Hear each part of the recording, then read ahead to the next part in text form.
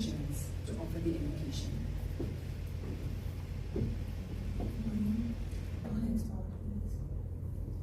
Heavenly Father, we thank you this morning, for you are God and there is none like you.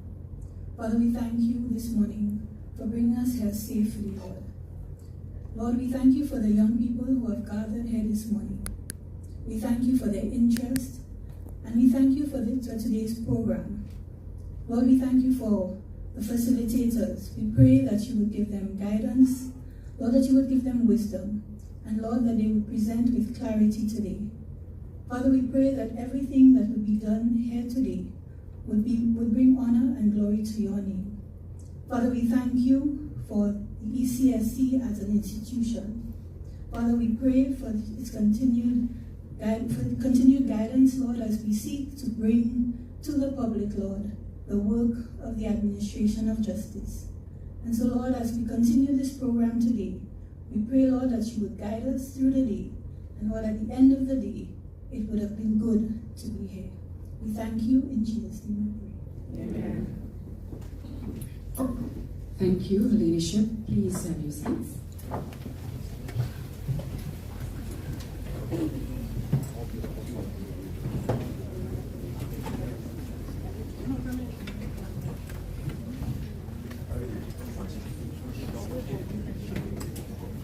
His Lordship, the Honorable Mr. Mario Michel, Acting Chief Justice of the Eastern Caribbean Supreme Court. Her Ladyship, the Honorable Madam Esco Henry, Justice of Appeal of the Eastern Caribbean Supreme Court. Honorable High Court Judges and Master of the Eastern Caribbean Supreme Court. Honorable Kenson Casimir, Minister of Youth Development and Sports. Mr. Gregory Gerard, Court Administrator of the Eastern Caribbean Supreme Court. Mr. Francis Leitang, Deputy Court Administrator of the Eastern Caribbean Supreme Court. Mr. Daniel Francis, Registrar of the St. Lucia High Court. Mrs. Diana Thomas Hunt, Attorney at Law and former President of the Bar Association of St. Lucia. Mrs. Linda Archibald, Project Director, Justice Education Society. Dr. Mashama Seeley, Deputy Commissioner of Police, Acting. Inspector Zachary Hippolyte, Inspector of Police. Mr. Cuthbert Henry, Director of Probation and Parole Services. Mr. Mara Mathray, Acting Registrar, Registry of Companies and Intellectual Property. Mrs. LeBron Verdun Daisy, Director of Youth, Ministry of Youth Development and Sports.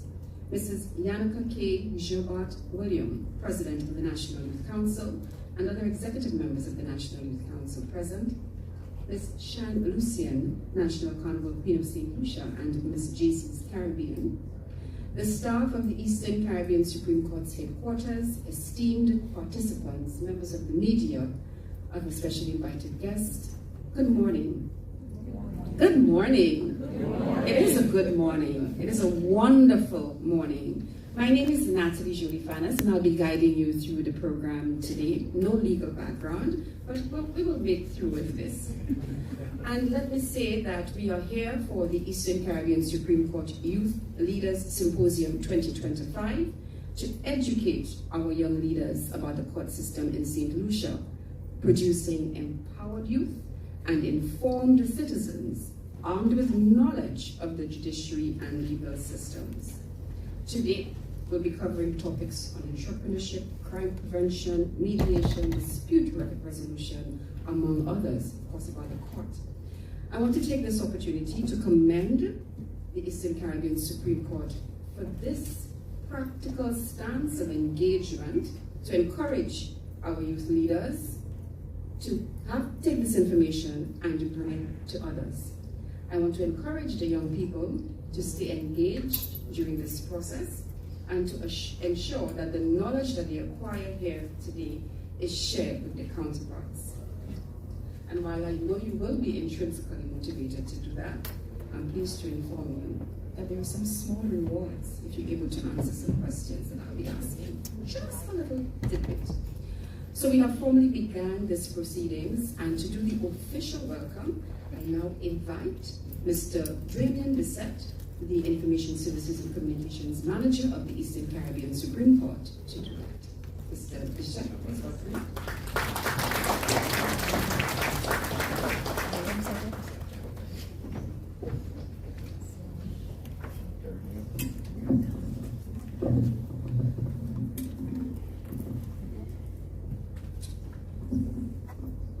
adopt the protocol established by our moderator, but please allow me to personally recognize our Honorable Chief Justice, Justice of Appeal Henry, our High Court judges, and the Honorable Minister. Otherwise, the protocol is observed.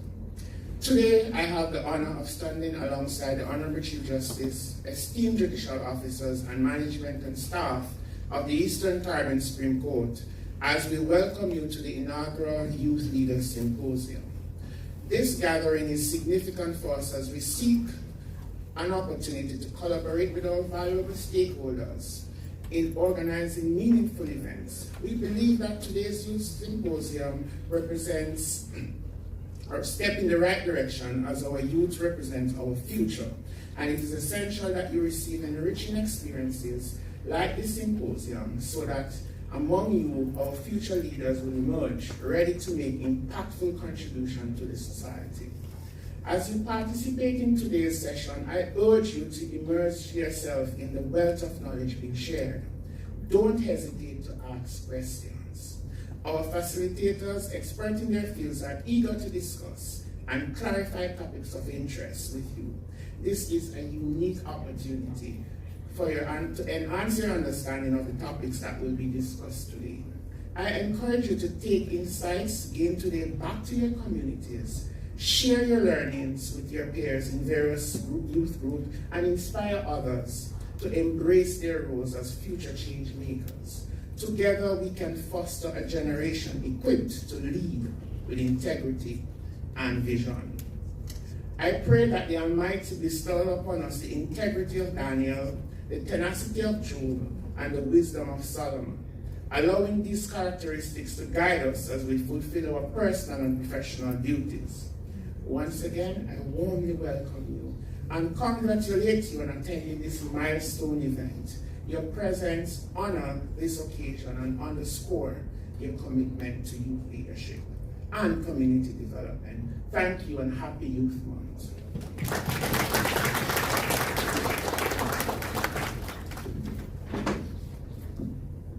That was a very warm welcome by Mr. Brissett. I loved his words of encouragement, and I forgot to wish you too a happy Youth Month. Let me follow him in doing that. In this first part of our program, we will just have a couple of speeches and a feature address, and we will have a break, and then we will move into the substantial facilitations. So right now, I would like to invite a key partner in our justice system, representing the Justice Education Society. We have the project director, Mrs. Linda Archibald, to deliver remarks. Please welcome her.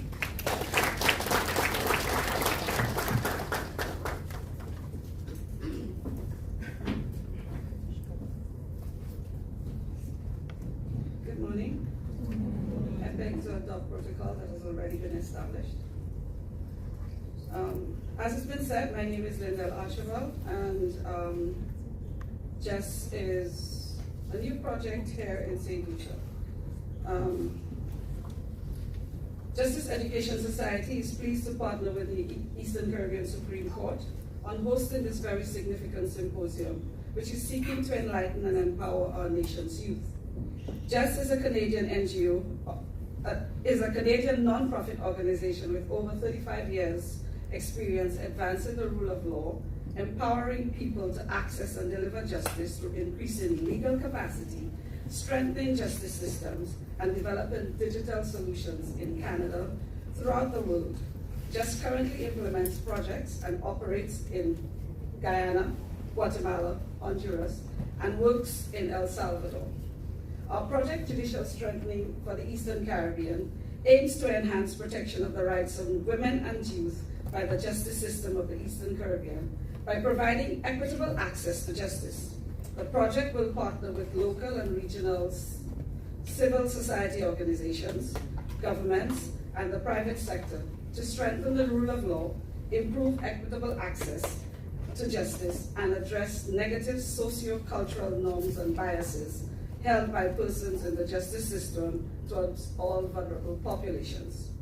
Our project is being implemented in Dominica, Grenada, St. Vincent and the Grenadines, and here in St. Lucia, the Windward Islands. It is important for all of us to understand that the justice system is more than just the courts and the judges. It is the foundation upon which society, order, fairness, and equality is built. As youth leaders, I encourage you to embrace the knowledge you will receive today and share it with your peers and adults in your lives. As you will be surprised, many of them do not know or understand basic information about our justice system. Be the ambassadors of informed citizenship, advocating for justice and equity in every sphere of life. The justice system safeguards the rights of individuals, ensures accountability, and maintains peace within our communities. Promoting a culture of peaceful conflict resolution, something we see lacking in our society, is key to fostering harmony within communities. Through dialogue, understanding, and compromise, we can resolve disputes without using violence or hostility. During this symposium, you will delve into practical topics that may seem mundane, but are in fact essential to your development as informed citizens.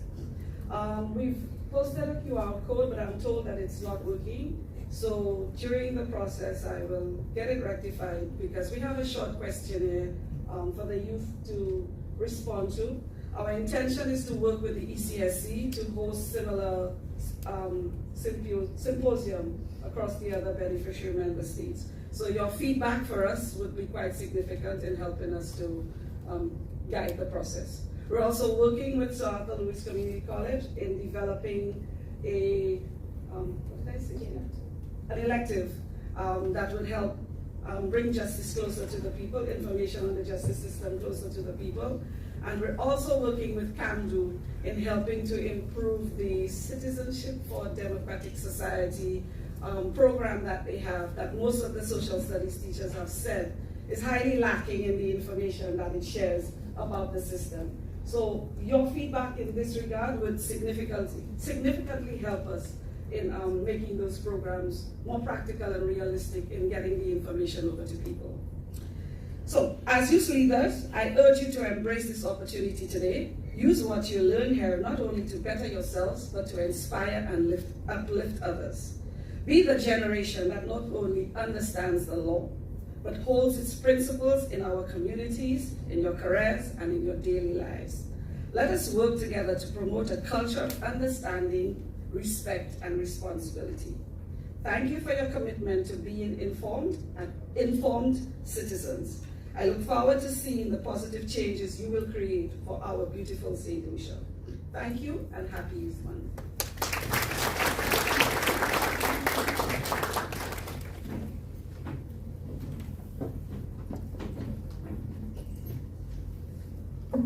Thank you, Mrs. Archibald, for partnering with the Eastern Caribbean Supreme Court and this event to make it possible and for the work that will continue towards this objective. I will remind you later, once the QR code is working, for that information to be brought to you, because we know that data is so important in what we do. Our next speaker is no stranger and very apt in being here. I'm getting some mic instructions that are distracting me. Can you hear me clearly? Okay, great. I think that's better. Our next speaker is the Minister responsible for Youth Development and Sports, Honorable Kenson Kazemi, and he will do the feature remarks for this morning's event. Honorable Minister.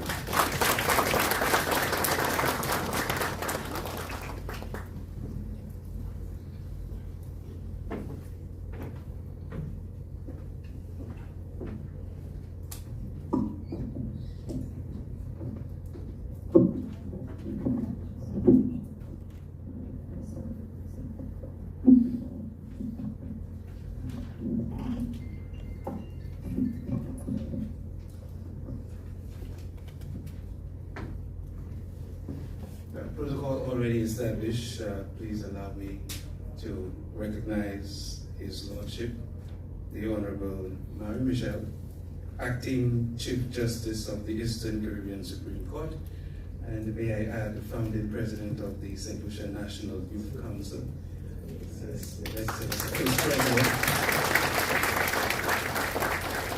April 14th, 1985.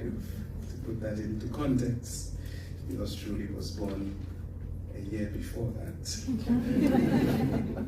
But let me also acknowledge the presence of the Honorable Madam Esco Henry, Justice of Appeal of the Eastern Caribbean Supreme Court, Honorable High Court judges, and of course the Master of the Eastern Caribbean Supreme Court, Mr. Gregory Girard, Court Administrator of the Eastern Caribbean Supreme Court, and of course Mr.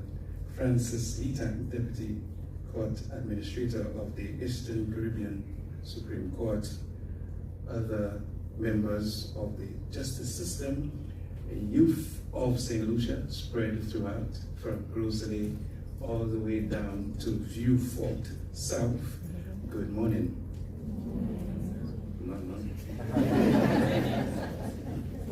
I know last night was Friday night, but good morning. Good morning. It is with great pleasure that I stand before you at this very, very, very important yet timely youth symposium organized by the Eastern Caribbean Supreme Court as part of its public education program. Our ministry is greatly appreciative of this symposium, as our youth will be submerged in issues that are very, very sensitive and crucial to their development. While I speak briefly this morning, due to speed, I want to indicate that this gathering signifies our collective commitment to empowering our youth with knowledge and understanding of our judicial system, thereby fostering a more informed and engaged citizenry. The Eastern Caribbean Supreme Court, ECSC, was established in 1967 as a superior court of record for the Organization of the Eastern Caribbean States, OECS. Its primary functions are to interpret and apply the laws of the member states, adjudicate civil and criminal matters, and hear appeals. Within this framework, several registries play pivotal roles: the High Court Registry, the Land Registry, Registry of Companies and Intellectual Property, the Civil Status Registry. Understanding the roles and the functions of these registries is crucial for our youth leaders, as it equips them with knowledge to navigate and engage with legal and administrative systems effectively. This is an important facet of youth development, as it ties neatly with the pillars of our national youth policy, soon to be enacted by our Cabinet of Ministers. Our national youth policy emphasizes key objectives: education, empowered citizenship, economic participation, and peaceful coexistence. The Eastern Caribbean Supreme Court aligns closely with these goals. Education. By demystifying the judicial system, it promotes legal literacy, enabling our youth to make informed decisions and advocate for their rights. Empowered citizenship. Providing a clear understanding of the laws empowers individuals to participate actively in the democratic process. Economic partnership or participation, providing the legal frameworks necessary for entrepreneurship and property ownership, facilitating economic growth. Peaceful coexistence, of course, very important. A fair and transparent justice system is the bedrock of social harmony, thus ensuring that disputes are resolved justly and rights are protected. In a nutshell, this symposium offers a unique opportunity to bridge the gap between our youth and the judicial system. By fostering this understanding, we are not only building a generation that respects the rule of law, but also one that is equipped to contribute positively to our nation's development. And so, on behalf of the Ministry of Youth Development and Sports, by extension, the Government of St. Lucia, I would like to say a hearty thank you for making St. Lucia your host territory. Sincere thanks to all who have played a pivotal role in ensuring the execution and success of this initiative.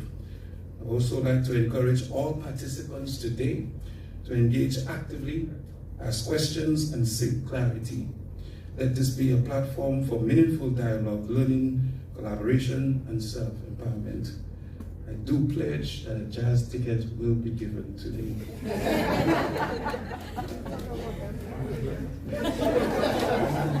Just one.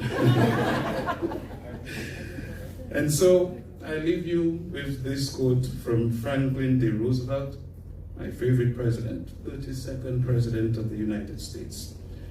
We cannot always build the future for our youth, but we can build the youth for our future. I'll say this again. We cannot always build the future for our youth, but we can build the youth for our future. Thank you, and I wish you all a pleasant day.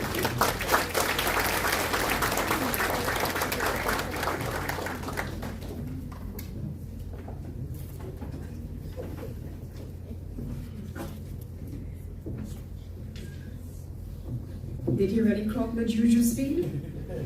It's all about speed with the minister. That was good, minister. You know, juju speed is effective. It doesn't just rush you and you don't know what hit you. So I'm quite happy with your presentation. In terms of educating us, and I'll say us, you know, I want to be a little youthful today. You know, sometimes we attend things without doing the requisite research, and if you didn't, the minister did for you. Yes? Round of applause for that, please. So understanding the role of the Supreme Court, all of the registries, why you were here today, how that bridge is going to be connected. I think we need to give the minister another round of applause for his prize that I didn't know about. But thank you, Mr. Minister, for your tangible support. Your presence here today is tangible support. And I heard he was thanking you for making here the host territory. I'm sure there's some other governmental support that comes with that. And if not, I'm making a pledge on behalf of the Eastern Caribbean Supreme Court to assist them with that kind of work that they do. So give them justice, yes. So thank you so much once again, Mr. Minister, and you for your presence here. So this brings to the close for the first part of our ceremony today. We are going to be breaking now. But before we do so, just a few things. Before we get into the facilitation, we want to document your presence here this morning. And we are going to capture the 100 plus of you who are here today. Our photographer is already standing, and we're going to use this space. So everybody is going to move into this space in a bit under the direction of the photographer. And after that, we will have a short refreshment break. There are stations outside, 2 stations. I'm looking for Rajan to confirm that I'm saying the right thing.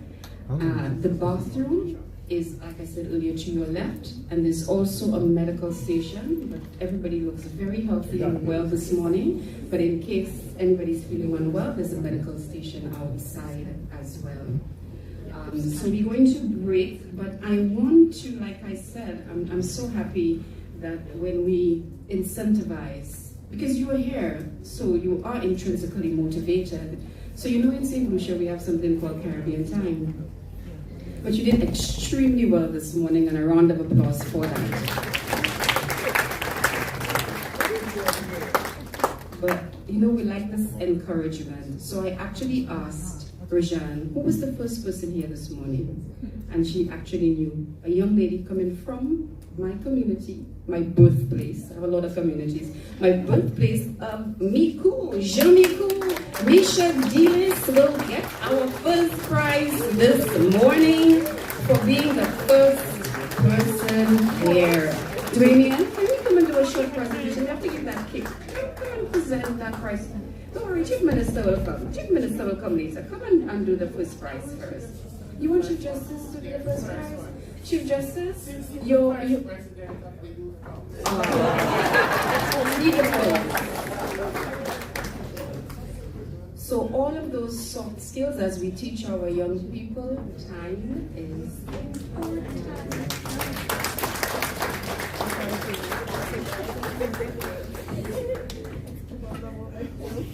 So once again, her name is Misha Delise. Round of applause for Misha.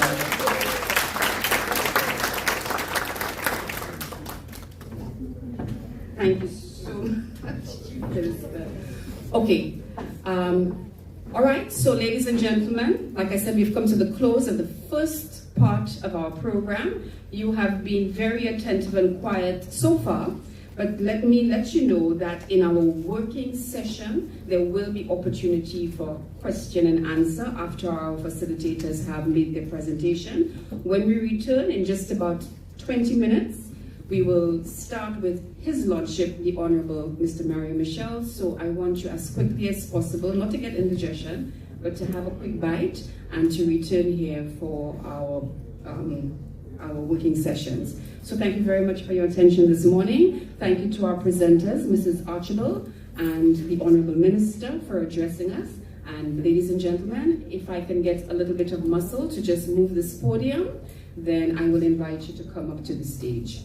Round of applause for yourselves.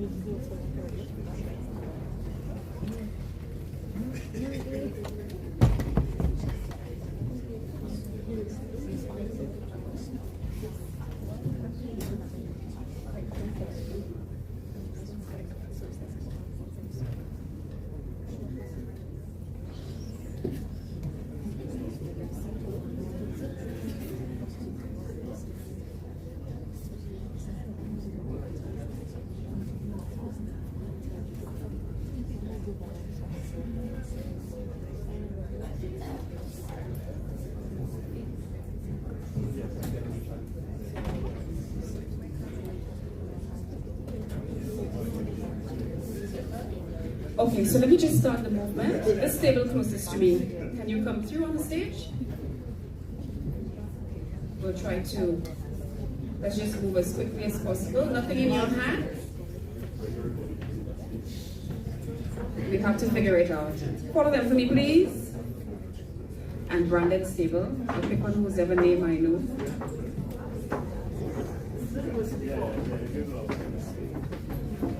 If you know you're short, you can just step to the front one time, like that lady in the yellow jacket that come in, which is at my height.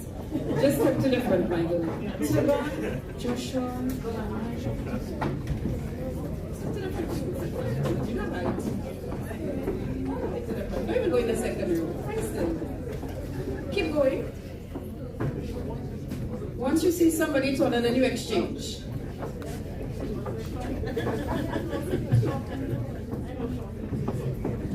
It's okay to be short. You can come and stand up by me. Oh, you're going down? It's It's all right to be a shorty. Shorty, go this way. Come. Yes, the back table, come as well.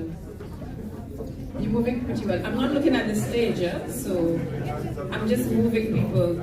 I didn't have to call you a shorty. Okay, Mike. Let's go, table to the back. We're doing well. She said she's pleased with what is happening. So as much as possible from now, try to put your face in the space. And use the photographer as your gauge. If you cannot see him, he can't see you. We have a different facilitator, so we have 2 before lunch and 2 after.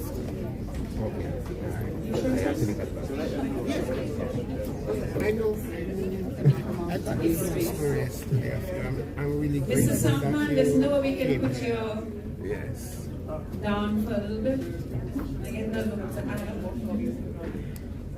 Where are we? Oh, that's one side. You want to do side by side? You sure you want all 200? So some of you on the floor here. So that means the people on that side, photographer, if you want to move them to the floor. Oh, no. Those who are over there. Oh, I forgot about that side. That's why I said, do you want to do side by side? That's a feat in itself. The leadership said it can happen. So why did we stop? Why did you stop climbing? They stopped you. Keep going. There are a couple more rows. Step to the front, my girl, in blue. Just go and follow it. You. Yeah. And the guys, you can stay here. There's another row that. Okay, so those of you here move down so that they can see the space. Keep coming. There's space.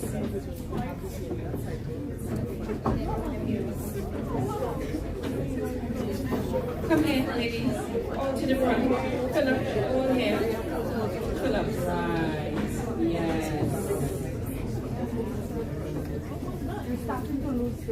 I did my half.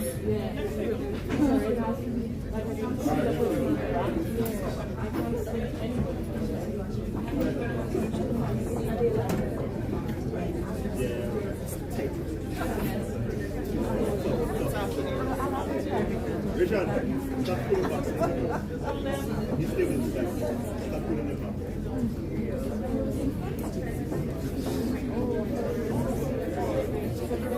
So they're hiding. That's not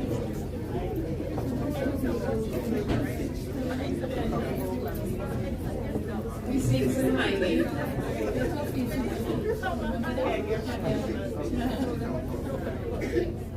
So then, like, space. what happened? So those of you who are here, One half of people, and then Yeah, that's it.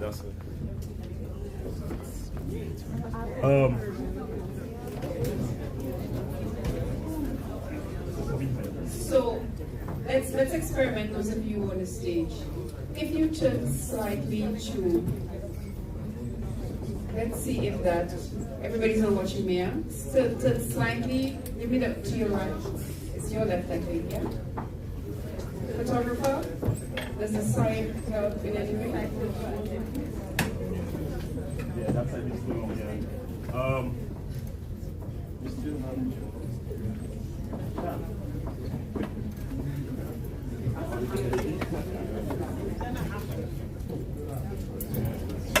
Can you guys switch yourselves and then go behind as well? Because it's too long.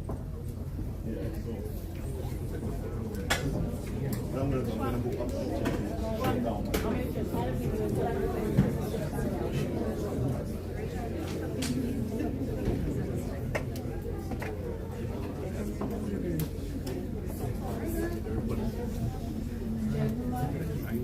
You step, exchange with the person behind you, let me see. And keep your face in that space. High chest, right? High chest, right? so much.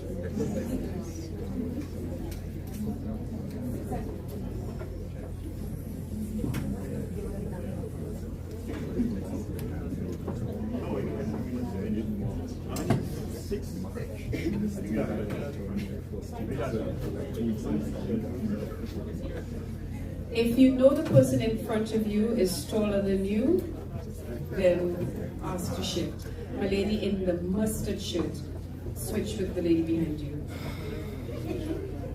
In the tiger, the animal print. I don't know what animal it is, sorry.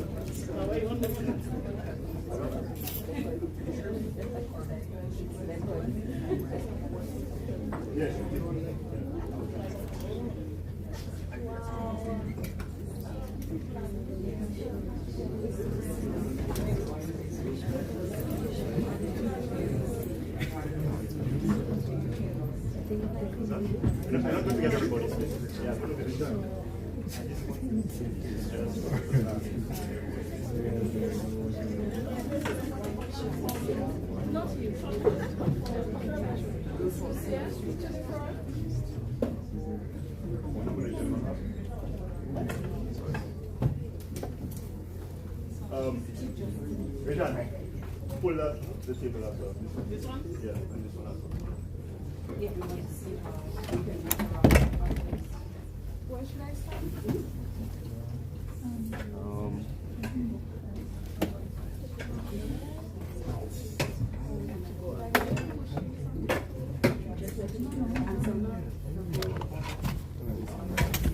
Sorry, bro.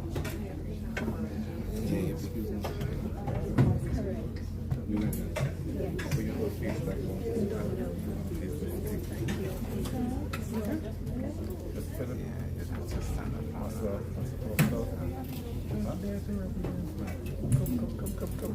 Don't be shy.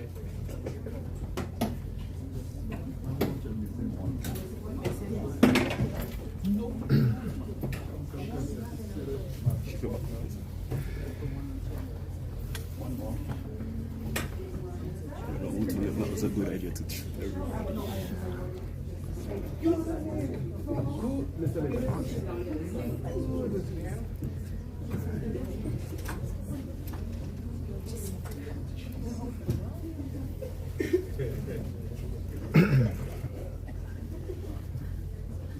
Richard, it's stable. Yeah, it's stable. Is it the table or the flower? Both. So I see that. So.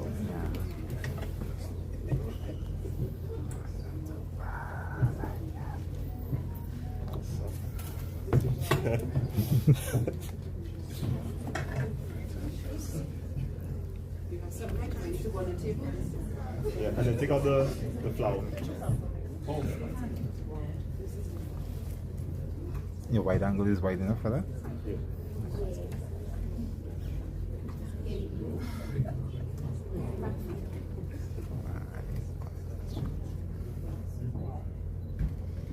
Magic.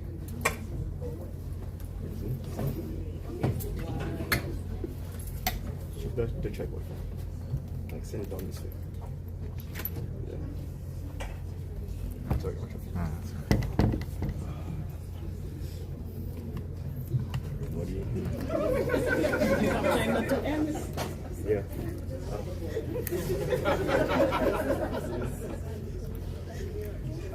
All right, can you guys just snuggle in a little bit? Just a little bit? Yeah. There we go. That's it. Yeah, good stuff. Nah. Yeah, I don't think the banner, no.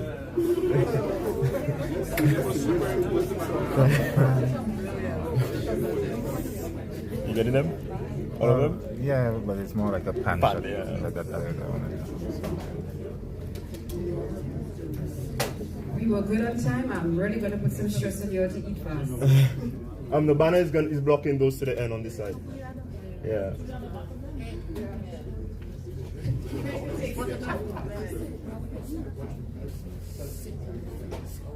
What's that?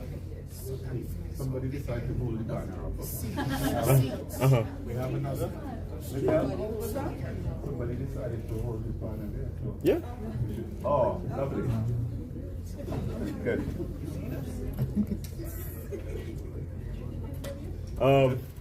Can a few of you on this end go up on the stage to this end? Like the steps? Huh? Okay. I think we should just. Let's make it Yeah. work. Yeah. Let's make it work. Let's make it work. Let's make it work. We'll do a Photoshop after. Yeah. Yeah, we'll Photoshop it after. All right, there we go. I just. Some chairs. Richard, just shift the things on the table for me. Yeah, just put it on the chair. Yeah, there we go. Good.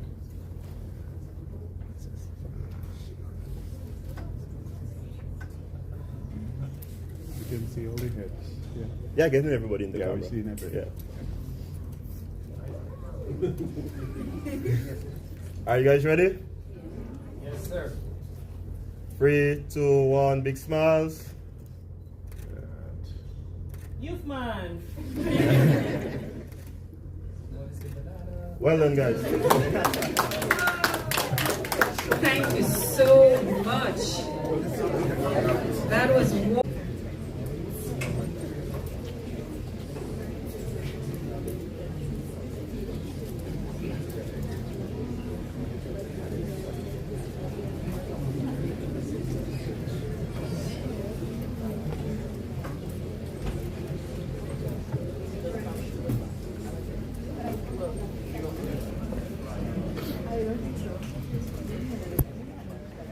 To have him back home.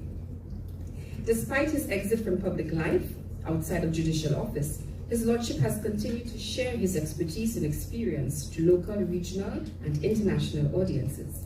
At the local level, he has delivered feature addresses at several school graduations, launching ceremonies and other non-political functions and activities. And at the regional level, in October 2015, he was the keynote speaker at the Caribbean Youth Development Conference hosted by the South Louis Institute of Social and Economic Studies at the Mona campus of the University of the West Indies in Jamaica. At the international level, in December 2015, he served as a member of the UN Advisory Panel, which met at the United Nations headquarters in New York to discuss and approve the Regional Human Development Report for Latin America and the Caribbean for inclusion in the UN's Sustainable Development Goals, the SDGs, for 2015 to 2030. In August 2017, he was a featured speaker at the 9th Commonwealth Youth Ministers meeting in Uganda. On 5th May 2024, his lordship was appointed by the Judicial and Legal Services Commission as the acting Chief Justice of the Eastern Caribbean Supreme Court, in which capacity he continues his service to the judiciary of the Eastern Caribbean. Young people, ladies and gentlemen, please help me welcome his lordship.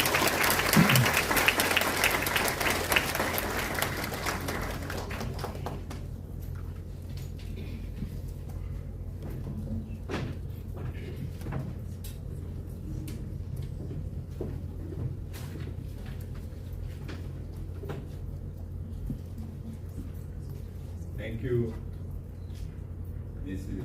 Jolie Fannis.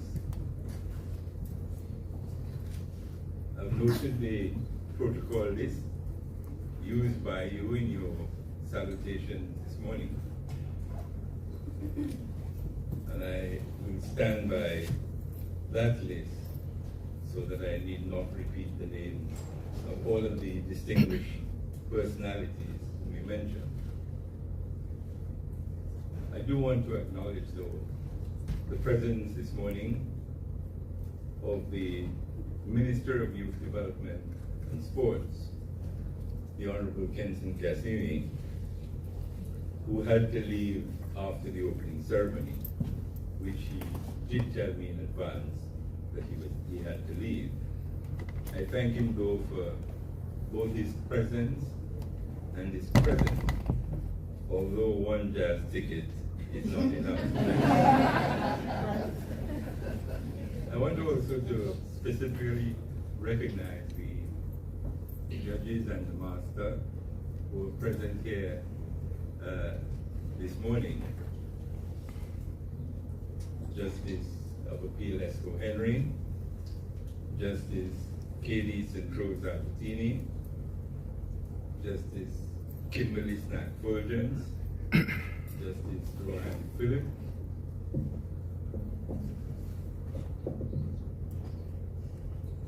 Demetrius is waiting for me to almost finish before he comes. Without Demetrius Charles. Justice Alvin Pariak Singh, Justice Richard Brown, and Master Tamara Foster. This morning, I want to speak about the court system in St. Lucia. What it is, how it functions, who are the principal functionaries in the system, which court makes up the system, and about the Eastern Caribbean Supreme Court in particular, which is the centerpiece of the court system in St. Lucia and the other 8 member states and territories which make up the Eastern Caribbean Supreme Court.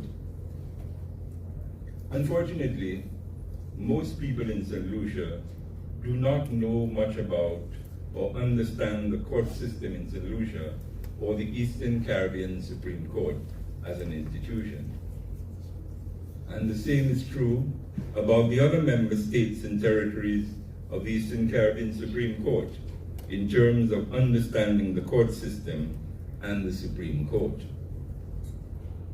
And this lack of understanding, Madam Moderator, reveals itself quite embarrassingly sometimes, especially when it is displayed by people occupying high offices. Understanding the court system in your country and the Supreme Court of your country is critical to an understanding of the institutions of governance in the country and the justice system. There are 3 arms of government: the executive arm, the legislative arm, and the judicial arm. Most people will have some knowledge about the executive arm of government. They hear the Prime Minister and the ministers of government who are part of the executive arm talking all the time and explaining and justifying what they do. Most people will also know something about the legislative arm. They hear the parliamentarians, whether in or out of parliament, talking and explaining and justifying their actions. But most people will know very little about the judicial arm of government. You do not ever hear the Chief Justice and other judges or magistrates talking about what they do and explaining and justifying their actions. Instead, what you will hear are criticisms of the courts and the judges because bail was granted to A or denied to B, or because the sentence imposed on C was too harsh, or the one imposed on D was too mild, or that E has been on remand for several months, and so on. Judges and magistrates are blamed sometimes for all of these things and more, when most of the time what they are doing is seeking to administer justice, not of the kind that some relative says he wants because of what they did his cousin, who may very well have been the one at fault, but justice according to law. The law as enacted by Parliament and as interpreted by the courts. Even issues that might seem minor to some may not be so minor at all, like how you address a judge or a magistrate in court or out of court. For instance, not answering a judge, "No, my worship," instead of "No, your lordship," or not answering a magistrate, "No, my dear," instead of "No, your honor." These seemingly minor things add to or detract from the decorum and solemnity of the court and can affect people's attitude to the court and the outcome of its proceedings. In recognition of this obvious lack of knowledge and understanding of the courts, I have, in collaboration with the Information Services Department of the Eastern Caribbean Supreme Court, embarked upon a public education program to educate the citizens and residents of the countries served by the Eastern Caribbean Supreme Court about the court itself and the court system of which it is a part. I do not believe that this has been done before, and I believe that it should be done, not just as a one-off thing, but as a regular feature in the life of the Eastern Caribbean Supreme Court. The central focus of our public education program thus far has been the meetings with and what I prefer to call conversations with students of the community colleges in the member states and territories of the Eastern Caribbean Supreme Court. Because it is from these institutions one expects to find many of the future leaders of our countries, by which I mean not just leaders in the political arena, but leaders in all sectors of the country, whether in the economic, social, or political sectors.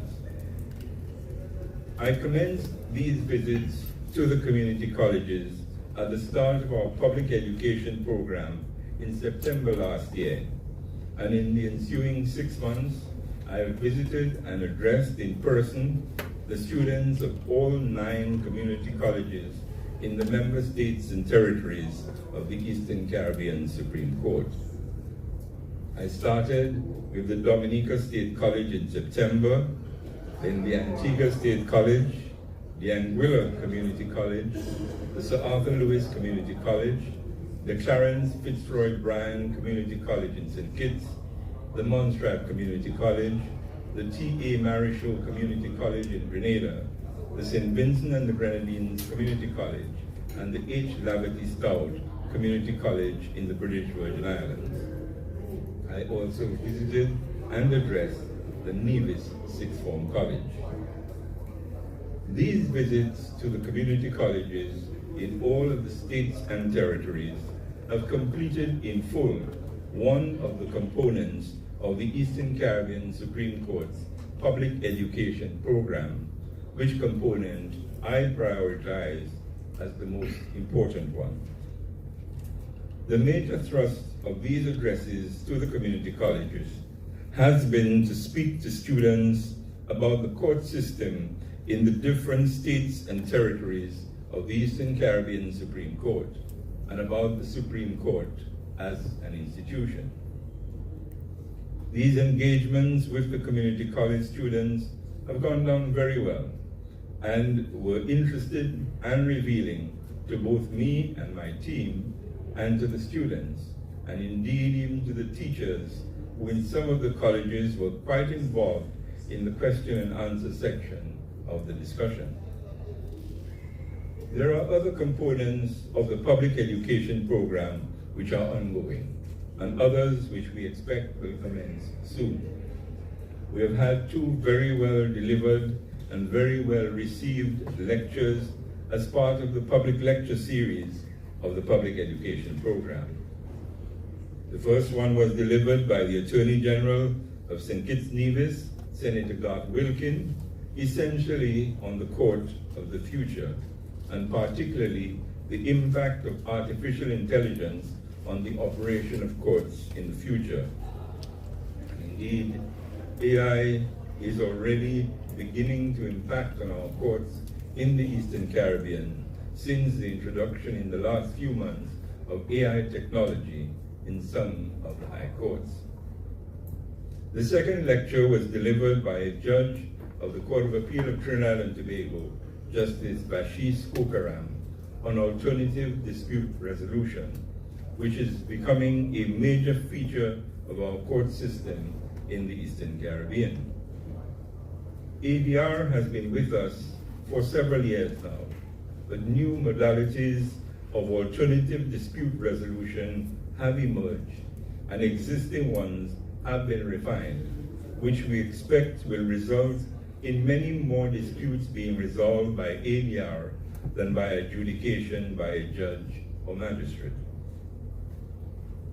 The other component of the public education program which has commenced is what was referred to as a conversation with the Chief Justice, which took the form of an interview conducted with me by the moderator of today's proceedings, Mrs. Natalie Jubilee Fannis. This interview was broadcasted on several media platforms, and it can still be viewed on the website of the Eastern Caribbean Supreme Court. It is my hope that these conversations will continue with subsequent Chief Justices and the dialogue will be maintained. It is expected that the public education program will include visits to secondary schools and discussions with students there by judges, magistrates, and practicing lawyers, that it will include also debates among the community colleges in the Eastern Caribbean, and community meetings and activities, all designed to educate St. Lucians and also the citizens and residents of the other member countries of the Eastern Caribbean Supreme Court about their court system and their Supreme Court.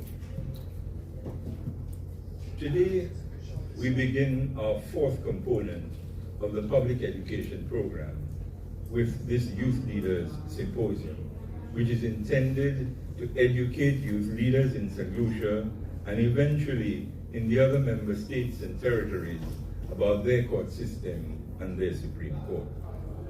So, let's talk about the court system in St. Lucia. The court system in St. Lucia comprises 4 components, each at a different level: the Magistrates' Courts, the High Court, the Court of Appeal, and the Caribbean Court of Justice. The Magistrates' Courts, which are also referred to in St. Lucia as the District Courts, are at the first level of the court system. They decide civil cases involving claims of up to the value of $25,000, whether these claims are for money owed, property valued, or damage sustained to person or property up to the value of $25,000. Disputes involving claims of more than $25,000 in value must be adjudicated by the High Court. When it comes to the trial of criminal offenses, lesser offenses, referred to as summary offenses, like petty theft, common assault, and traffic offenses, to name just a few, are tried by a magistrate sitting alone in the magistrate's court. More serious offenses, referred to as indictable offenses, like murder, manslaughter, and rape, to name just a few, must be tried by a judge and jury in the High Court. The Magistrates' Court is presided over by a magistrate who is called Your Honor, or referred to as His Honor or Her Honor. So if you are addressing a magistrate in court, you will address him or her as Your Honor. If you are referring to him or her, you would say His Honor or Her Honor. In a civil case, the magistrate decides who is or who is not liable on what is referred to as a balance of probabilities. So if in a civil dispute between Peter and Paul, the magistrate finds that it is more likely than not that Peter was the party at fault, then Peter must pay Paul. In a criminal case, the magistrate can only find an accused guilty of an offense if the magistrate is satisfied beyond reasonable doubt that the accused committed the offense. Any reasonable doubt must inure to the benefit of the accused.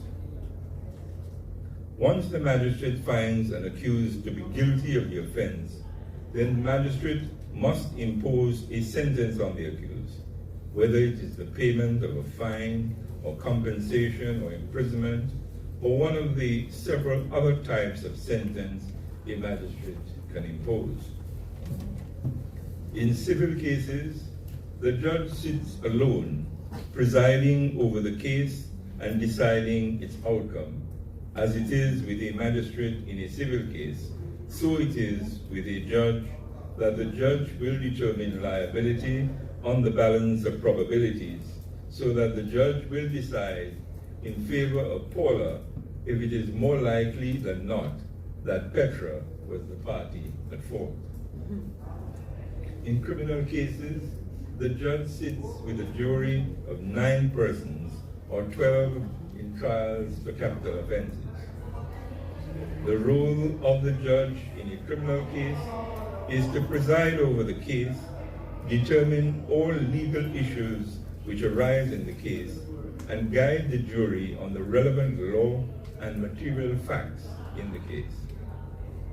In the final analysis, though, it is the jury which will determine the outcome of the case by deciding whether the person on trial is guilty or not guilty of the offense with which he is charged. The role of the jury in a criminal case is to listen attentively to the evidence of the witnesses, the addresses by the prosecution and the defense, the summing up by the judge, and then determine whether the person on trial is guilty of the offense. The jury must make its decision based on the evidence which was given in court and in accordance with the law as explained by the judge. The members of the jury, in reaching their verdict, must disregard anything that they might have heard, seen, or read outside of the court. The only relevant facts are those given in evidence by the witnesses, and the only applicable law is what is stated by the judge in his summing up. For a jury to find an accused guilty of an offense, the jury must be satisfied beyond reasonable doubt that the person has committed the offense. If the members of the jury are in doubt as to whether the accused did or did not commit the offense, then they must return a verdict of not guilty. If the jury determines that the accused is guilty of the offense, it is then for the judge to decide on the sentence. The mildest sentence which a judge can impose is a caution, reprimand, and discharge, which means that the judge cautions you about your behavior, reprimands you for the offense that you have committed, and discharges you to return to your home and work.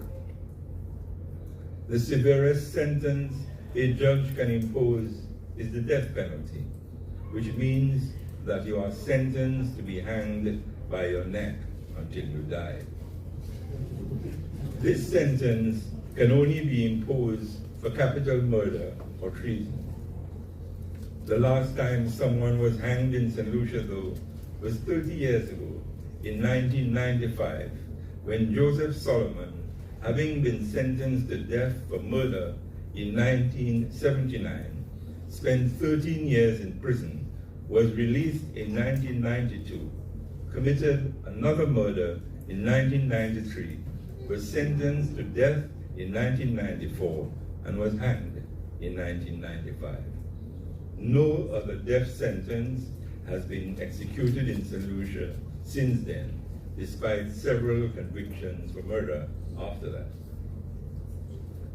This virtual abolition of the death penalty in St. Lucia and in most of the Commonwealth Caribbean countries is mainly because the courts in England have determined that the death penalty is cruel and inhuman punishment, and through the Privy Council, which until recently was the highest court in the entire Commonwealth Caribbean and is still the highest court in most of the Commonwealth Caribbean, all appeals against death sentences are upheld once they reach the Privy Council. Mind you, the Privy Council has never held that a person cannot be hanged, because the death sentence is permitted under the constitutions of the Commonwealth Caribbean countries. What the Privy Council has done, though, is to constrain the carrying out of the death penalty to an extent that it is virtually impossible to do so. So that in the Jamaican case of Pratt & Morgan versus the Attorney General of Jamaica, the Privy Council ruled in 1993 that it is cruel and inhuman treatment to carry out a death sentence after 5 years had elapsed since the sentence was pronounced. And the English legal system has helped to ensure that death sentences will be tied up in appeals and petitions for more than 5 years, so that the death sentence will never be carried out. The Privy Council has also ruled in the Vincentian case of Trimmingham and the Queen in 2009 that death sentences should be reserved for what they have described as, quote, the worst of the worst, or quote, the rarest of the rare murders. And no murder, no matter how gruesome, as far as I'm aware, has met that standard for the Privy Council. As of now, 5 Caribbean countries have abolished appeals to the Privy Council and have constituted the Caribbean Court of Justice as their final court. But there is no indication, though, that 32 years after Pratt and Morgan and 16 years after Trimmingham, the Caribbean Court of Justice will take a different position to that of the Privy Council, which is that the death penalty is constitutional, but what is unconstitutional is the mandatory imposition of the death penalty, and that the death penalty should be reserved for the worst of the worst and the rarest of the rare, with no death sentence being executed more than 5 years after the sentence was handed down. The reality is that murder is becoming more rampant in St. Lucia and the Caribbean generally, but the death sentence is becoming more outmoded as a punishment for murder. It should be noted that there are some countries which have what are known as judge-alone criminal trials, where a judge sits alone, hearing and deciding cases without a jury. Among the member states and territories of the Eastern Caribbean Supreme Court, only Antigua and Barbuda has had judge-alone trials. St. Kitts Nevis recently passed the legislation to provide for judge-alone trials, but I do not believe they have had any such trial as yet. St. Lucia passed the legislation only last month to make provision for judge-alone trials, but I do not believe that the legislation has been brought into effect yet. The High Court is presided over by a judge who is addressed in court as your lordship or your ladyship, depending, of course, on the gender of the judge. If one is not speaking to the judge directly, then you may refer to him or her as his lordship or her ladyship. So if you are in the High Court and you are addressing, say, Justice Kimberly Snack-Fulton, who is a High Court judge in St. Lucia, and who did the opening prayer so skillfully this morning, you would address her as your ladyship. If you are not addressing her, but you are referring to her, you would refer to her as her ladyship. Judges are also called my lord or my lady in court, and Justice X or Justice Y outside of court. It should be noted as well that in the High Court, apart from judges, you also have judicial officers who are called masters, who manage High Court cases up to the stage of trial when it is taken over by a judge. There is a process called case management, which in civil cases is provided for in parts 25, 26, and 27 of the Eastern Caribbean Supreme Court Civil Procedure Rules, which provides for High Court cases to be managed by masters to bring them to the stage of trial by a judge. The master can do the case management, but the judge alone can do trial. The third level of the court system in St. Lucia is the Court of Appeal. If a party in a civil case heard in the High Court or the Magistrate Court is dissatisfied with the decision of the judge or the magistrate, he or she may appeal to the Court of Appeal against the decision of the judge or magistrate. Similarly, if a person tried for an offense in the High Court is convicted and sentenced, he may appeal to the Court of Appeal against his conviction and/or his sentence. The appeal can be against the sentence only or against the conviction only, or it may be against both conviction and sentence. The prosecution may sometimes, though rarely do, appeal against the acquittal of a person, meaning the person being found not guilty, or against the sentence imposed by the judge. It is important to note that when a person appeals a decision to the Court of Appeal, the Court of Appeal does not try the case over.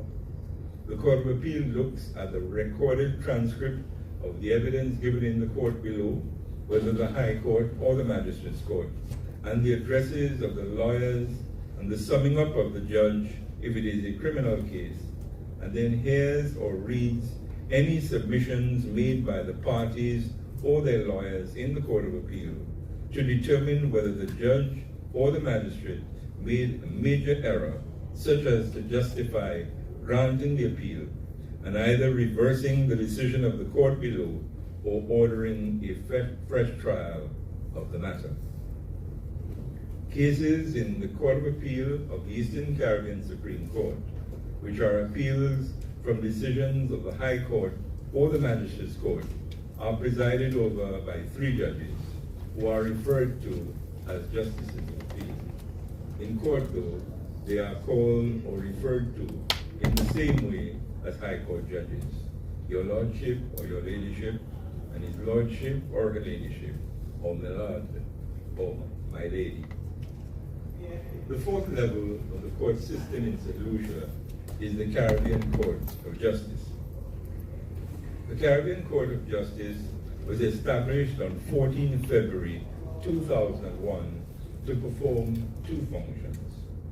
The first is to serve as a court of first instance which applies rules of international law in respect of the interpretation and application of the revised Treaty of Chaguaramas, which established the Caribbean Community. This function enables the CCJ to hear and determine disputes between member countries or between a member country and a citizen or resident of a member country.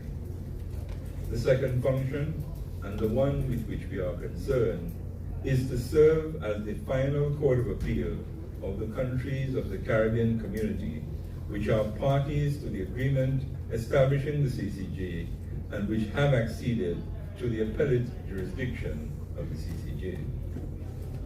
The 12 countries which are parties to the agreement establishing the Caribbean Court of Justice are Antigua and Barbuda, Barbados, Belize, Dominica, Grenada, Guyana, Jamaica, St. Kitts and Nevis, St. Lucia, St. Vincent and the Grenadines, Suriname, and Trinidad and Tobago.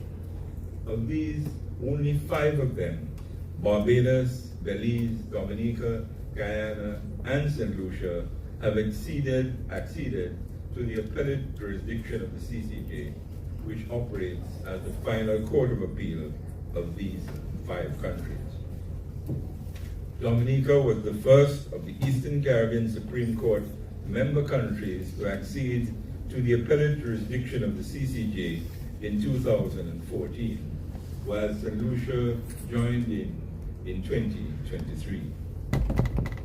The 7 countries which have not yet acceded to the appellate jurisdiction of the CCJ and which continue to have as their final court the institution referred to, and I quote, the Judicial Committee of His Majesty's Privy Council in the United Kingdom, end of quote, include 4 member states of the Eastern Caribbean Supreme Court, namely Antigua and Barbuda, Grenada, St. Kitts and Nevis, and St. Vincent and the Grenadines.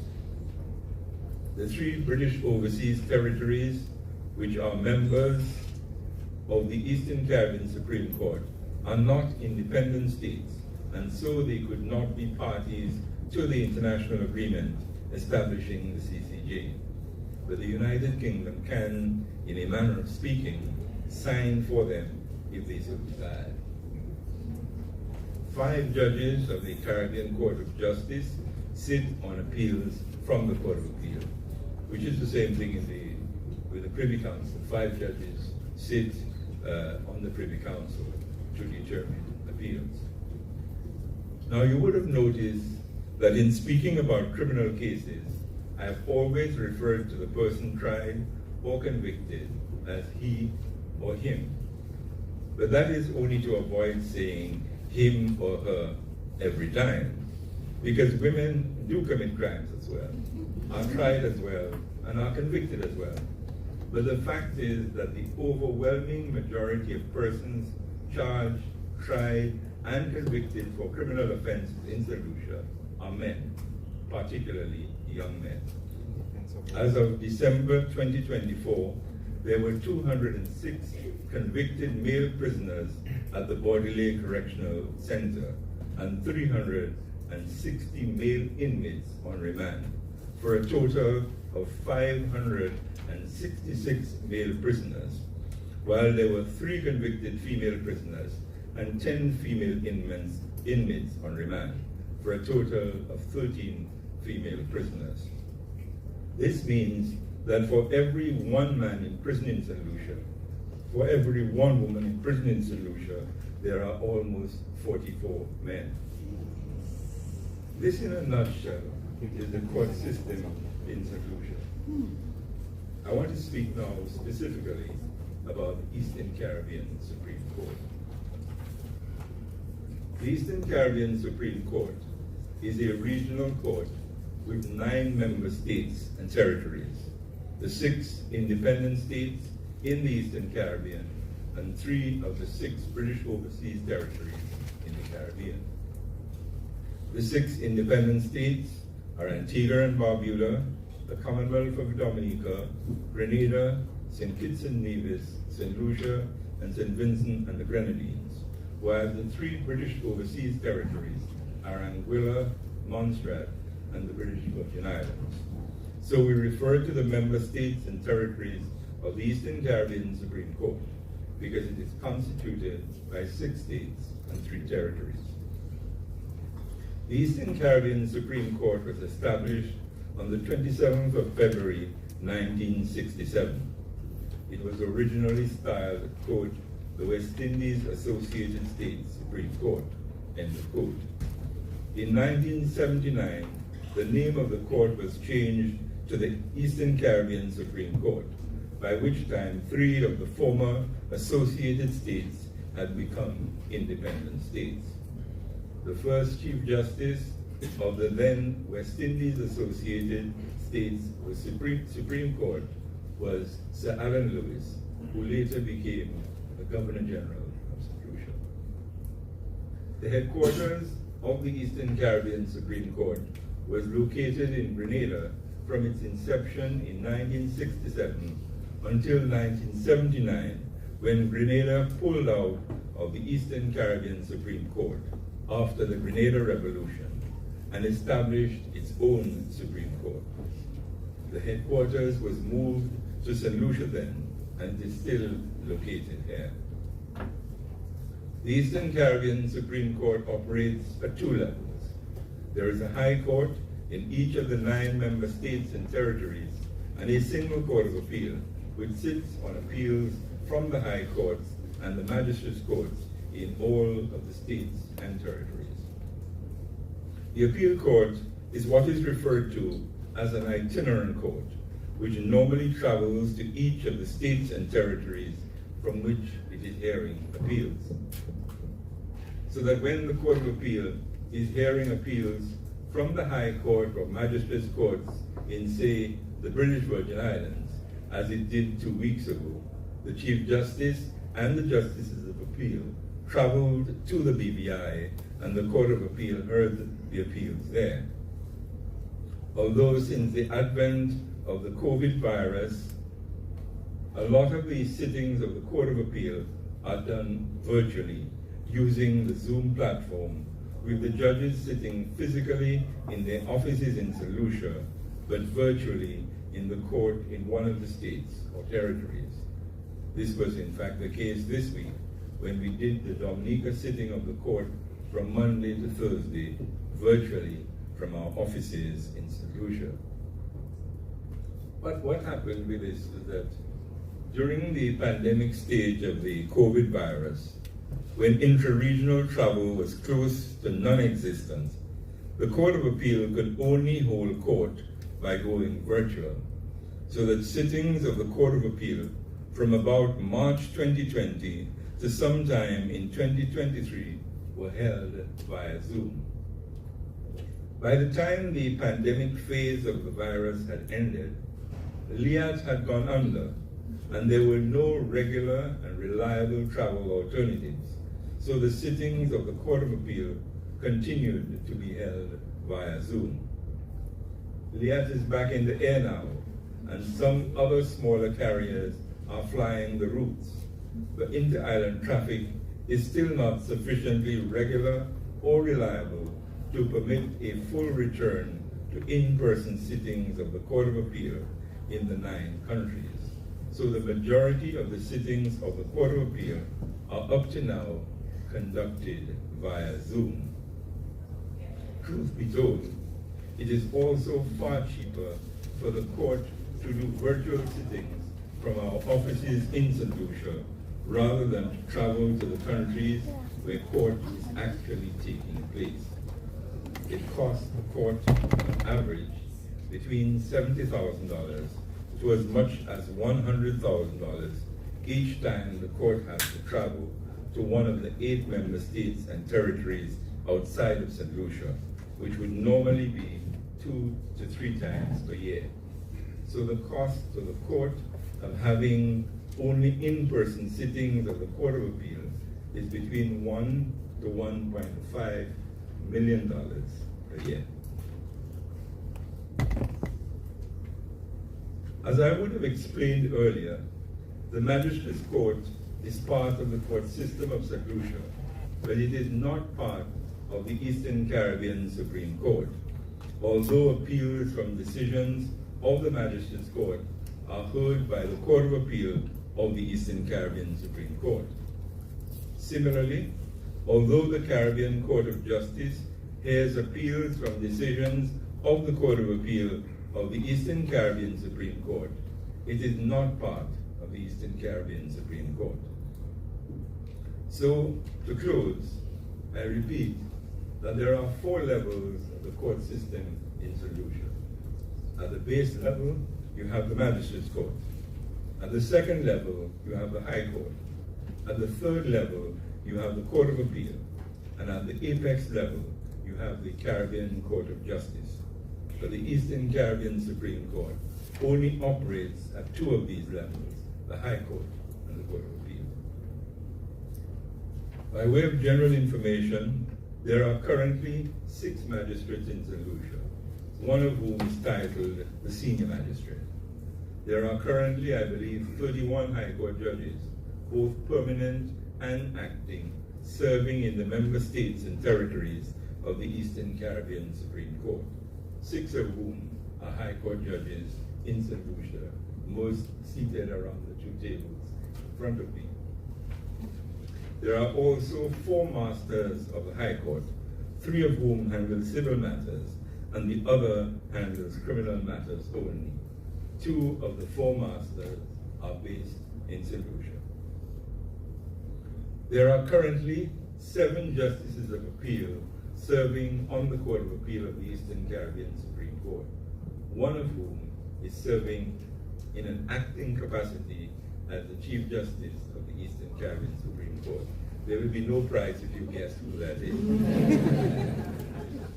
Unlike some countries, including Jamaica, where there is a Chief Justice who is the Chief Judge of the High Court and the President of the Court of Appeal who heads the Court of Appeal, in the Eastern Caribbean, the Chief Justice is both the Chief Judge of the High Court and the President of the Court of Appeal.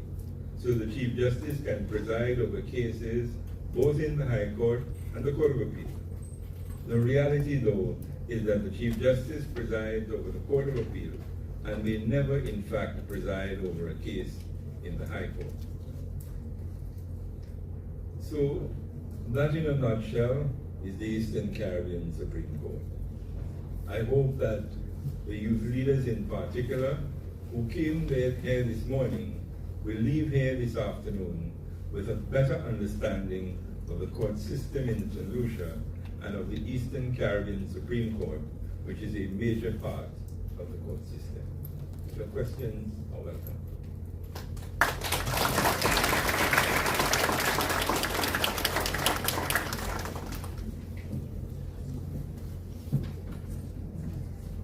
Your question? Yeah. Oh, so that can wait up first. In the instance where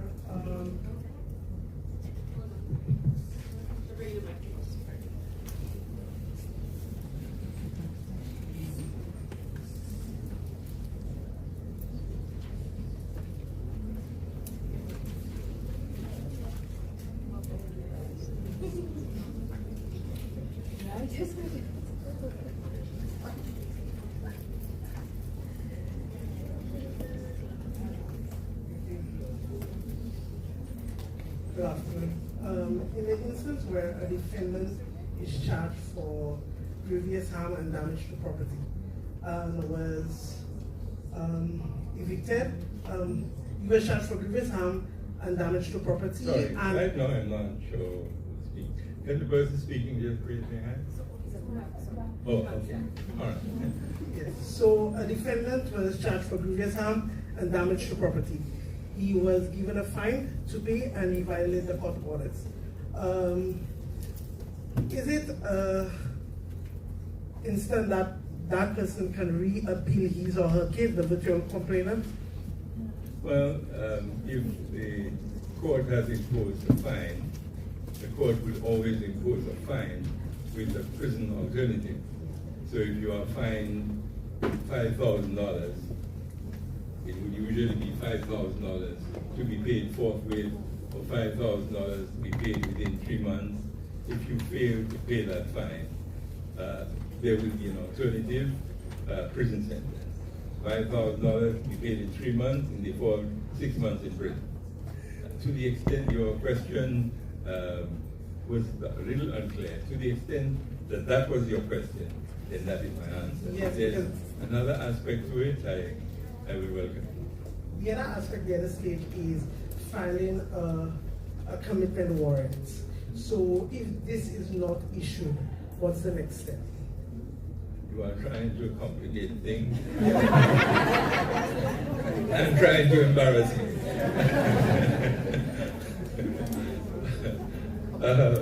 Any other questions? Sorry. I mean, if a commitment warrant is filed, or warrant is filed of some sort, there'll be a requirement to have it served. If it is served on a party and the party does not attend court in response to the warrant, that is when an issue can be had, that is when the person can be penalized for the not responding to a warrant.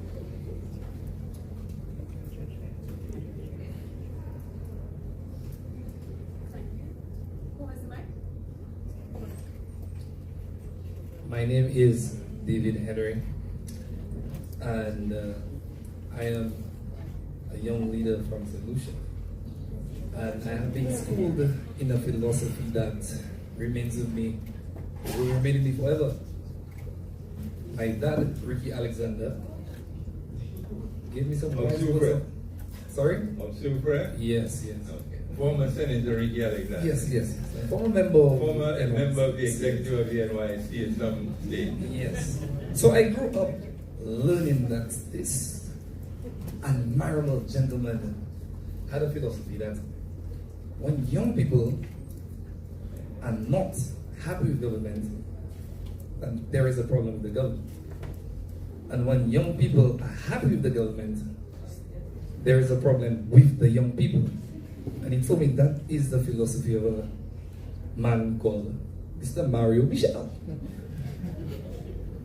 And so that has remained with me for the entire life. And as a young person, listening to your education program about it. As a young person, my question is always about the program, and I commend the education program. I cannot wait for it to roll out. My question is that in this educational program, is there a component that teaches the people from the various countries about the laws of their countries? Prevention of the crime starts with education. So with education, we probably wouldn't even get to the court. And these kind of programmings we do not have. So my first question is, does your educational program have that component? And if it doesn't, we have an amazing campaign team. I'm campaigning for the presidency of the National Youth Council in the upcoming election. Yes.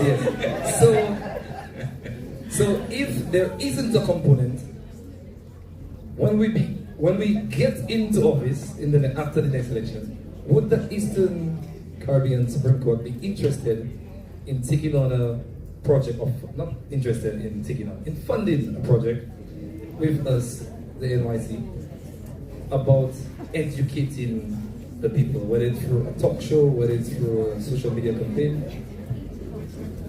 Is that possible? Yeah. A very good question and very good comments preceding it. Yes, the issue of what are the various crimes and how are they committed, what are the various elements which make up a crime, and even apart from crime, civil rights, how do you deal with land issues and so on. These are issues that, yes, it would be very useful if young people in particular, young leaders are educated on these matters, the better to understand what behaviors are acceptable, what are not, what their rights are, and what are not. I mean, these are issues which are very critical. I cannot say that they are presently part of the program that has been put together, but I see no reason why it cannot be part of the program.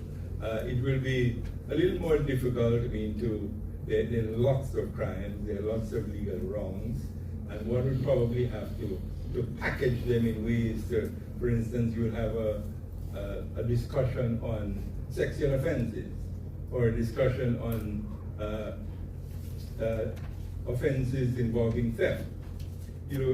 A package of offenses rather than a session on one particular crime or one particular civil wrong. But yes, I do believe that one can prepare these packages and take the opportunity, yes, to educate young persons and persons in the community generally about crimes, what they are, what they mean. There are certain basic things, for instance, about crimes that a lot of people may not understand. That, for instance, a crime involves two elements: the actus reus, which is the act of committing the crime, and the mens rea, which is the mental state that must accompany the act before you can be found guilty. Things like self-defense. A lot of people think, well, if he hit me, I hit him back, and that's self-defense. Like I explained, that's not self-defense, that's revenge. So these sort of things, it would be good if avenues can be found to educate persons, as you said, particularly young persons, particularly youth leaders and aspiring presidents like you. So that if you win, and I suspect your opponent might be somewhere, that if you win, you will seek to embark on such programs. In terms of funding, to the extent that something like that can be done with not a whole lot of money expended, there may be possibilities for the court to assist. If one is speaking about something involving a large cost, one may have to find organizations which are available to fund these things, because there are organizations which are available to fund these things. There are organizations specializing in crimes involving vulnerable persons, children, persons with disabilities, and so on. So yes, there can be possibilities of getting funds, and there can be possibilities of having sessions like that. And just on the funding question, sometimes I don't think there is sufficient appreciation that there is money out there, that if you put together proper programs, there may be serious possibilities for funding. I mean, without attempting to in any way blow my trumpet, so to speak, when I left the presidency of the National Youth Council in 1989, I left in the account of the NYC $200,000+. Basically funds that were obtained from funding agencies by preparing programs in line with their own objectives and so on. I'm not sure that enough of that is being done by organizations like the National Youth Council at this time. And maybe if you are elected, and I'm not campaigning for you here, that one can try to tap such sources to be able to raise funds to do some of the things that, yes, I believe are. Thank you very much for your answer. Before we move to the next question, let me just implore you that, one, we have to make it short, because we have 2 more presentations before we go to lunch. So we welcome your questions, but we need to keep it short. The gentleman is handing his mic back to you on the other side, please. And so now we will move to the next question.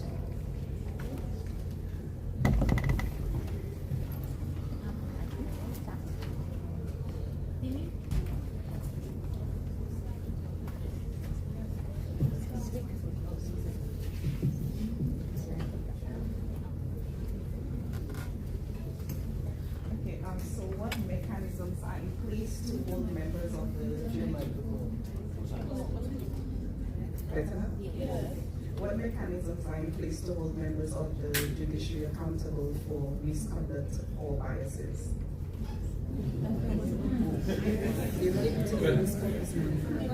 The appeal court is the mechanism that is available for alleged biases. If one thinks that the court, whether the High Court or the Magistrates Court, that a decision of the court was reached by virtue of bias or any impropriety of the judicial officer who hears the matter. That's part of what the appeal court is there for. You appeal the decision because you think there was a bad decision generated not by law and facts but by bias. As I said, the Court of Appeal is there for that purpose. You asked another part of your question. I don't like it too much. In terms of conduct by judicial officers, which may not be appropriate, and what means they are to address them. Actually, something very difficult to properly address, because there is legislation called the Supreme Court Act, which provides for how you can remove a judge from office, for instance. It has to be by virtue of gross misbehavior, infirmity of body or mind, such as to render the judge incapable of carrying out his or her functions. It's not a very easy thing, put it that way, to exercise discipline over judicial officers because of the level of protection a judicial officer is supposed to have in order to be able to function effectively. So if you give the judicial officer that level of protection, it then makes it difficult, if that judicial officer is giving problems, to remove him or her, because you have garrisoned him with a level of protection against interference with his independence. Nobody on that side. I think that side has been exhausted. I was wondering whether anybody should be.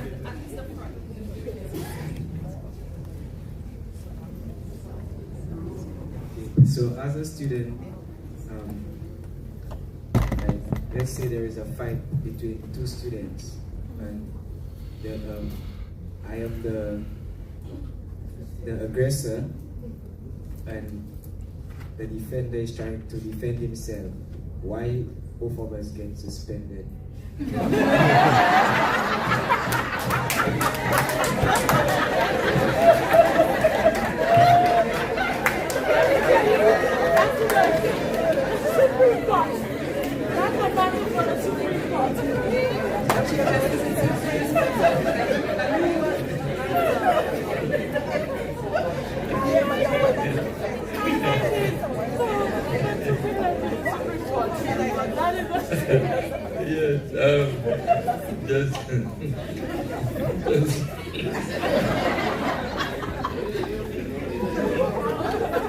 The Fulgence is suggesting that I answer this question afterwards.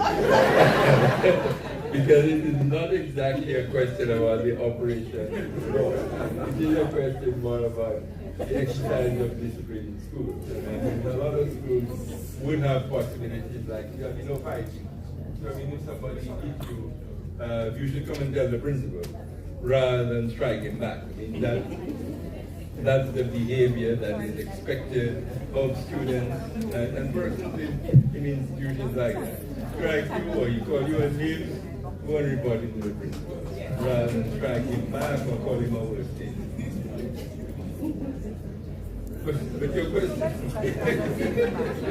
was very interesting.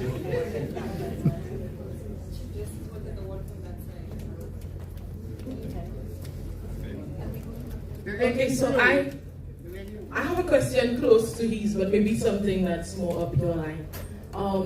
If two parties from different countries were involved in a case, and one person's highest court or high appellate court, you call it, is the CCJ, and the other is the Privy Council, which court will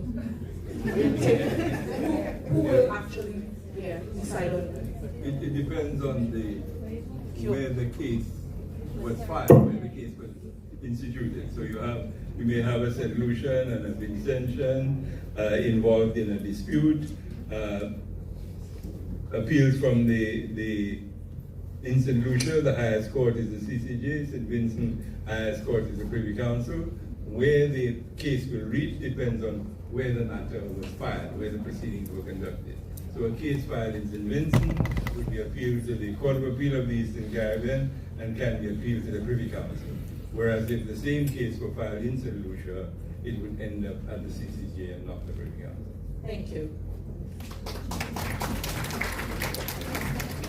Final addition. There were one or two hands which were up. That probably, yes. Good morning. I wanted to ask, just to piggyback off of the previous young lady's question about dealing with misconduct from persons who are members of the magistrate court. What information dissemination or what procedure do you have in place to keep persons aware of what should be done, or what advice would you have specifically for lawyers and not just the persons that they represent when they are not satisfied with the information, or what outcome they receive when they go to court? Are you talking about Are you talking about dissatisfaction with the lawyer or dissatisfaction with the magistrate? The not necessarily dissatisfaction, but leaning towards you feel like you were not treated fairly. Yeah. Again, that's the role of the appeal court. If you feel that a magistrate didn't treat you fairly, didn't apply the law properly in relation to you, or admitted evidence that should not be admitted, because one of the roles of a judge or magistrate in court is to decide whether particular evidence is admissible or is admitted to court and which is not. And if you consider that, no, the magistrate should not have allowed that a recording of my conversation with so and so with my mobile phone, the magistrate ought not to have allowed that to form part of the evidence. Then you appeal against the decision. I mean, that is what is available for dissatisfaction with a decision of the magistrate or judge, or even with not necessarily the outcome, but even a decision made in the course of a trial, which might have affected the outcome. That is the role of the appeal court to try to correct it. and less of like more of the objective side. I wanted to know your point of view specifically. Do you think that the court system in St. Lucia is properly equipped to handle such situations? Like if the situation arises where somebody does need to go to the court of appeal, do you think that we are properly equipped with what we need to do to get that process going? Or does more work need to be done?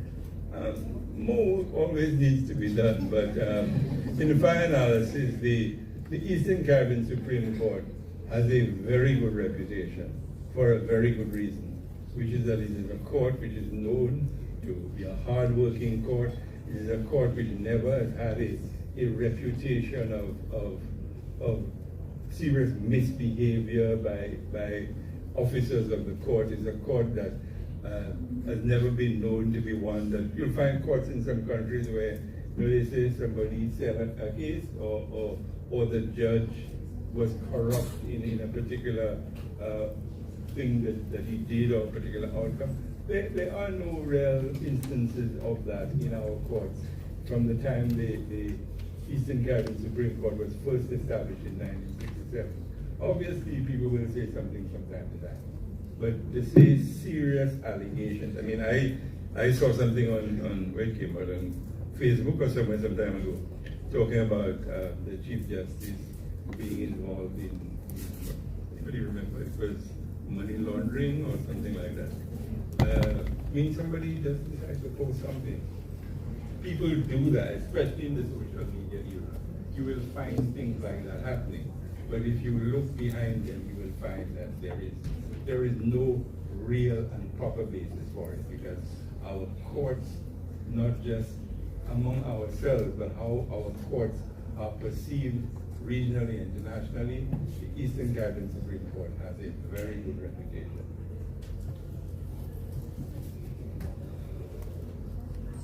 Yes, Mr. Lewis. Good morning. Thank you very much for your presentation, very comprehensive. My question is, you mentioned that St. Lucia is one of the countries which has moved to judge-own trials. Can you speak to the rationale for that decision? And I think generally, the public is very critical about institutions. So if you could speak to the efforts of the court to ensure that the public understands the move and can more or less put in mitigative measures against any negative implications to that step. Thank you. All right. It isn't that a decision was made on lowest part that determines that from here on criminal trials will be judge alone. It is one of the options that they can, in certain circumstances, be judge alone trials.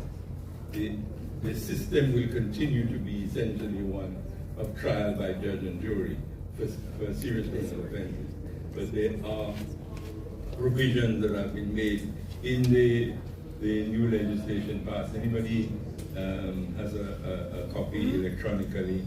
I see Justice Fulgence was on her phone. I thought she may have been getting something that would enable me to better answer your question in terms of the circumstances under which a judge-alone trial can be held. It is not that trials from here on will be judge-alone trials.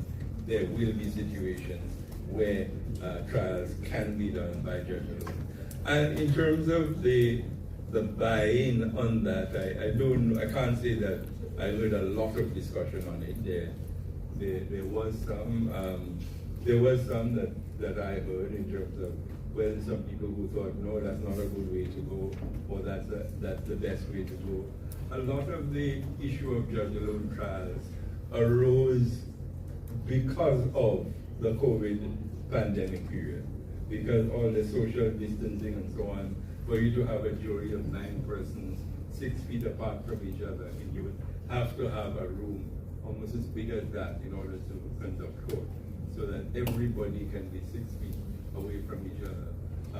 That is one of the things that gave rise to the need for judge-alone trials in order for court to be properly conducted, for judge-alone criminal trials, because that's really where the problem is. Civil cases, the judge sits alone, so you don't have that logistical problem that you have in criminal cases in the High Court.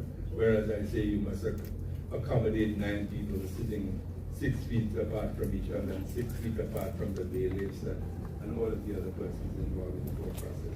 So that's where the need for judge-alone trials in our system was born then. That's when we first started to be talked about that, look, we need to move to that. If not, there will be problems.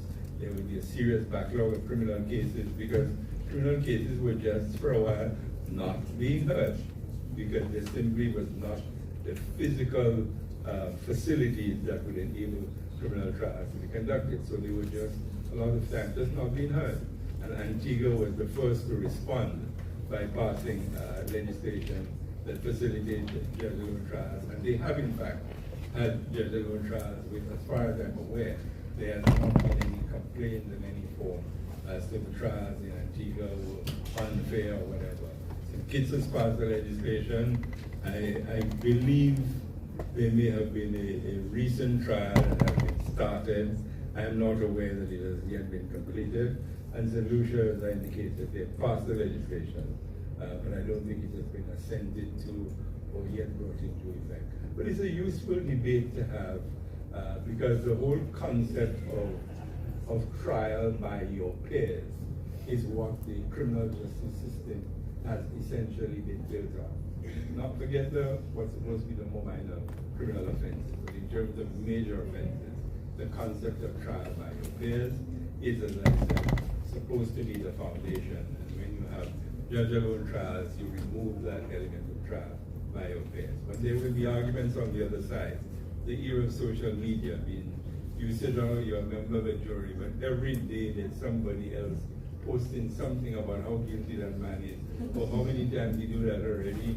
You know, that sort of thing, which make trial by jury difficult, because as much as a judge will tell the jury when he's summing up, you must not listen to anything you've heard outside the court. The only evidence is what you've heard in court, and so on and so on. But the fact is, last night the person read something, but I want to do that 10 times already, and so on and so on. And it's very difficult. To disengage your mind from that. You know, just somewhat of a joke. I remember when I was a judge in Antigua, did a criminal trial of a man who was charged with bestiality, having sexual intercourse with a goat. The trial went on. Jury eventually found him guilty. I eventually sentenced him, and when everything was over, my orderly driving me home after court, he said, "So he's having to." To be fair to the orderly, he waited till the matter was complete. Found not guilty, sentence and all that. He did the proper thing by waiting until then to tell me that. But yeah, there are people who would, jurors, would have heard things like that. That's my habit, and then it becomes very difficult to get a fair trial. But a judge can sit in court, even have heard that himself, and disaggregated that, and based on the evidence that came into the court, yes, the man did this on that day at that time, and so on, and that is the only thing that I will use to determine guilt or innocence. Very difficult for a jury to do the same thing, despite all of the directions. So there are issues either way, and the jury will continue to be out to deliberately point on that issue for a while.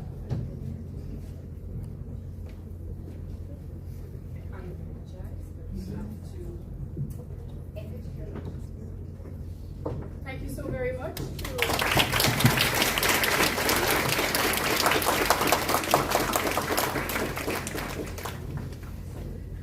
This was an education in itself.